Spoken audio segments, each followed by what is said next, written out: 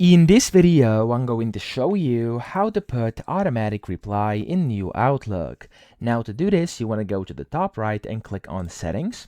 And from here, you want to go to Accounts, and then the second tab is called Automatic Replies. So you want to click on that, and from here, you first want to enable them by clicking this toggle switch button. And there we go, you can go ahead and select the period where you want to basically send these replies if you want to. So I can just click on here and of course select the period. You can put in your start date over here as well as your time, and then the end date and time as well. And then during this time, you could also go and block your calendar. You could go and automatically decline new invitations, and you could go and decline and cancel your meetings if you want to as well. I'm actually not going to set a period here. I'm just going to leave it on automatic replies, of course, until I turn this off. So I'm going to click in here, and the message is going to be, I'm currently busy.